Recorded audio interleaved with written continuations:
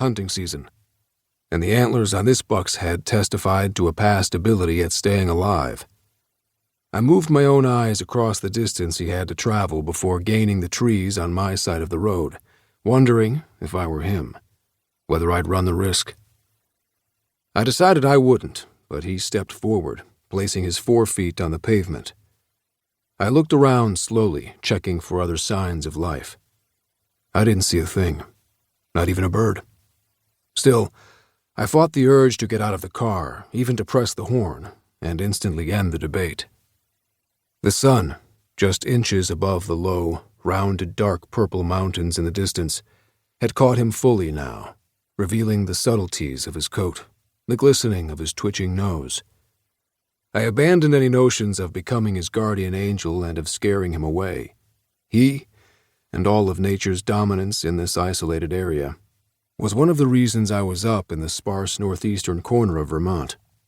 Aside from the intrusion of this road and its kin, and a few towns along the way, this was his country, thinly populated, covered with trees, thrust up like a hilly plateau against an omnipotent and often querulous sky.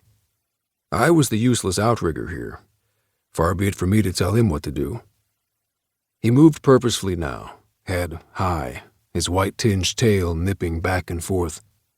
I could see the tension in his tapered legs, but he kept his poise, as if on parade. He would not give this road the satisfaction of undignified flight. The rifle shot came as in a church, intrusive, heart-stopping, sacrilegiously loud and startling.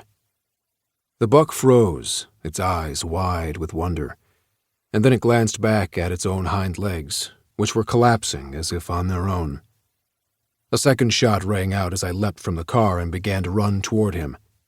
He saw me then, perhaps blamed me, as his head fell back and his antlers rattled against the hard, cold surface of the road. I stopped beside him, breathing hard, the vapor from my lungs encircling my head.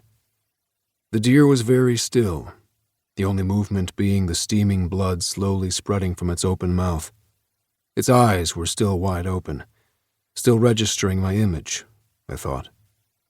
I looked around. No one was going to appear now. What had happened was flagrantly illegal, discharging a weapon in proximity to an interstate highway. The hunter would wait for me to leave. I wished I had the strength to lift this huge beast onto my car and deliver him to the nearest state police barracks and deprive its killer of the satisfaction of possession and of later tall tales of peerless hunting. But I couldn't. I bent over, reached out and touched the warm, smooth hide with my fingertips, reminded suddenly of my own losses, real and imagined. If only I'd given warning when I thought none was necessary. I stood up again slowly, anger replacing shock.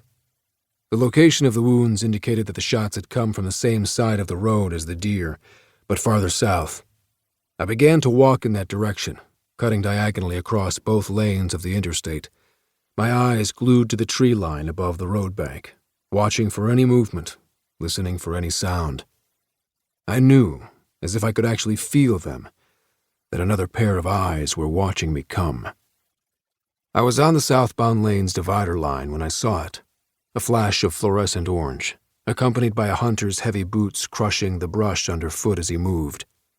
"Stop where you are! Police!" I began running the rest of the distance to the tree line, straight where I'd seen that one bright flicker of color.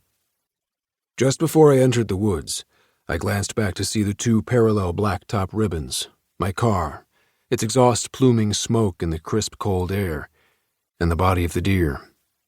From this angle, the animal must have presented an almost irresistible target, its muscular outline highlighted against the black of the road and the pale horizon, a temptation only decency and sportsmanship might have stilled, and obviously had not. I hadn't walked 10 feet into the woods before I was utterly enveloped in its dense, dark embrace. I stopped, listening. The hunter had bolted late in my approach, and could only have covered a short distance before I'd reached this spot. I scanned the dark curtain of trees before me, aware of only the absolute stillness, and of the sound of my own heart beating from the exertion of the run.